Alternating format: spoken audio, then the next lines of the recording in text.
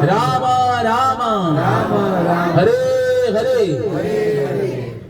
तो कृष्ण भगवत गीता में कहते मात्रा स्पर्शास्तु कौन्तेय शीतोष्ण सुख दुःखदा आगमा अपायिनो नित्या शांति तिक्षस्व भारत।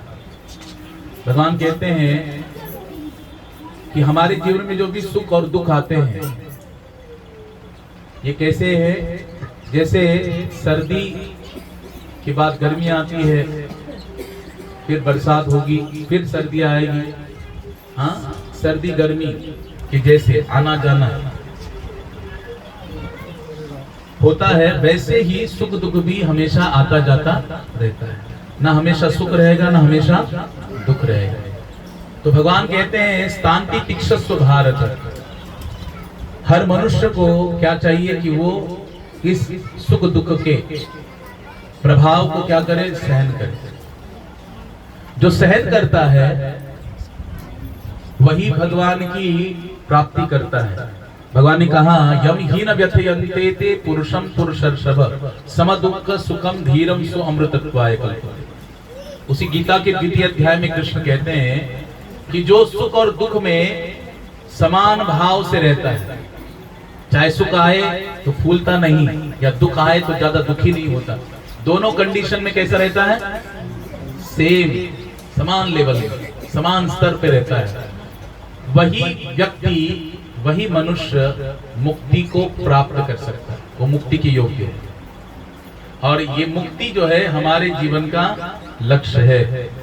हाँ, चारों पुरुषार्थ में चौथा पुरुषार्थ कौन सा है, मोक्ष यानी मुक्ति। तो हमें क्या करना चाहिए, भगवान कहते हैं सुख और दुख के इस प्रभाव को सहन करना चाहिए। हम कैसे सीख सकते हैं, जैसे हम कोई भी घर में कार्य सीखते हैं, अपने बड़ों से सीखते हैं, है ना। किसी भी क्षेत्र में हमसे जो अनुभवी व्यक्ति है उनसे हम सीखते हैं, उनके अनुभव से सीखते हैं, उनके जीवन के आदर्श जो होते हैं, जो उन्होंने अपने जीवन में एक्सपीरियंस किया उसके अनुसार हमें गाइड करते हैं, उस पर हम सीखते हैं, उनको देखकर हम सीखते हैं।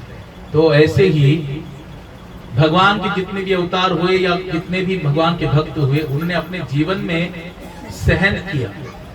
इसलिए चैतन्य महाप्रभु कहते तृणादपि सुनीचेन तरोरपि सहिष्णुना अमानिना मानदेन कीर्तनीय सदा। जो स्वयं को तृण से भी, घास के तिनके से भी नम्र मानेगा, जो वृक्ष से भी अधिक सहिष्णु होगा, सहिष्णु का अर्थ सहनशील, और जो सदैव दूसरों को सम्मान देने की भावना को धारण करते हुए खुद अमानी रहकर दूसरों को सम्मान देता रहेगा, वो व्यक्ति भगवान का निरंतर कीर्तन कर सकता है। कीर्तन क्यों करना है, क्योंकि कलियुगा माझी करावे कीर्तन तेने नारायण देईल भेटी। तुकाराम महाराज कहते हैं कि कलियुग में भगवान ने अवतार किस रूप में लिया, नाम रूप में। भगवान का नाम और भगवान इसमें कोई अंतर नहीं है। इसलिए जो कलियुग में कलोतद हरि कीर्तना, जो कलियुग में भगवान का नाम लेगा, हरे कृष्णा हरे कृष्णा कृष्णा कृष्णा हरे हरे हरे राम राम राम हरे हरे। ये जो नाम लेगा वो क्या होगा, तेने नारायण देईल भेटी, उसको ही क्या करेंगे, भगवान स्वयं मिलने आएंगे। तो मिलने के लिए कहीं जाना पड़ेगा क्या, नहीं। ठाई सब ऐसो न कराए का चित्त आवड़ी अनंत आड़वा। कहीं जाने की आवश्यकता नहीं, घर में बैठे हम लोग। कहाँ वन में बैठे हैं क्या हम लोग, क्या जंगल में बैठे हैं या किसी रिसोर्ट में बैठे हैं, कहाँ बैठे हम लोग, एक भक्त के, एक वैष्णव के घर में बैठे हैं। और इस घर में बैठकर हम लोग भगवान के नाम का गुणगान गा रहे हैं, उनका यश गान कर रहे हैं, उनकी स्तुति कर रहे हैं, नाम गायन कर रहे हैं। भगवान कहते हैं मैं वहीं पर उपस्थित रहता हूँ जहाँ पे मेरे भक्त मेरे नाम का कीर्तन करते हैं। तो कलयुग में भगवान नाम रूप में अवतार लिया, नाम के द्वारा ही भगवान को प्राप्त किया जा सकता है। इसलिए कौन सदैव नाम कीर्तन कर सकता है, जिसके अंदर नम्रता हो, सहनशीलता की भावना हो और दूसरों को सम्मान देने की भावना हो। ये हम लोग किन से सीखते हैं, हमारे वरिष्ठों से। जैसे भागवत में भगवान के 24 अवतारों का वर्णन है, उसमें से एक अवतार है बुद्ध अवतार। कौन सा अवतार, भगवान बुद्ध अवतार।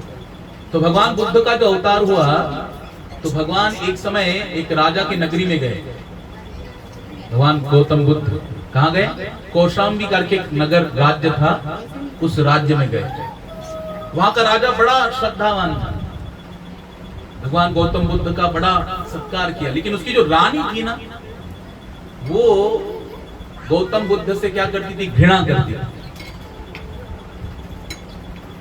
और ये बात भगवान गौतम बुद्ध को मालूम थी।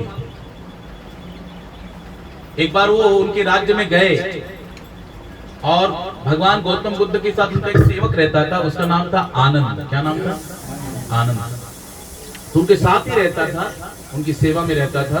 तो उस कौशाम्बी नगर में जब गए तो वहां की रानी को, राजा की रानी को पता लग गया कि आने वाले जिनसे वो क्या करती थी? बड़ा घृणा करती थी, द्वेष करती थी। तो उस रानी ने क्या किया? ऐसे लोगों को इकट्ठा किया, भगवान गौतम बुद्ध के विरोधी लोगों को इकट्ठा किया, जिससे वो गौतम बुद्ध का तिरस्कार करे, उनका अपमान करे, उनकी हर बात का विरोध करे। ऐसा उसने सारा अरेंजमेंट कर दिया लोगों को इकट्ठा करके। तो ये बात गौतम बुद्ध को मालूम भी थी, भगवान गौतम बुद्ध को, लेकिन फिर भी बुद्ध ने उसके लिए कोई भी प्रतिकार नहीं की, विरोध नहीं किया। उनका इतना अपमान हो रहा है, तिरस्कार हो रहा है, घृणा की दृष्टि से देखा जा रहा है, द्वेष हो रहा है, फिर भी गौतम बुद्ध शांत है। तो उनका जो सेवक था आनंद, उसे देखा नहीं गया, है ना। अगर हमारे घर के किसी सदस्य का बाहर कोई अपमान करेगा तो हम लोग देखते रहेंगे क्या? हाँ, हम लोग क्या करेंगे? तुरंत भागते जाएंगे, उसका विरोध करेंगे। हाँ, अगर जरूरत पड़े तो हम लोग हाथापाई भी कर लेंगे, है कि नहीं? अगर जरूरत पड़ेगी तो मतलब हम लोग क्यों कर रहे हैं? क्योंकि वो हमारा है। जहाँ अपनत्व है वहां पे उसके लिए सब कुछ करने की भावना अपने आप प्रकट होती है। इसी प्रकार से जब हम भगवान को अपना मानेंगे तो भगवान के लिए सब कुछ करने के लिए, कोई भी अवस्था प्राप्त करने के लिए हम लोग तैयार रहेंगे। आज देखो यहाँ पे हम लोग इतने सारे वैष्णव को, हाँ, रेवती प्रिया ने आमंत्रित किया, विनय प्रभु ने आमंत्रित किया।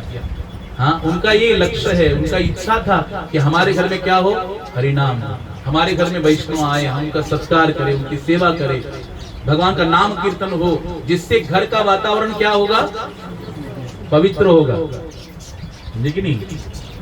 हाँ, देखो परमेश्वर को हम लोग गए थे वहां पे, कहाँ पे? सिउड़ में गए थे, जब दीपदान हो रहा था ना दामोदर मास में।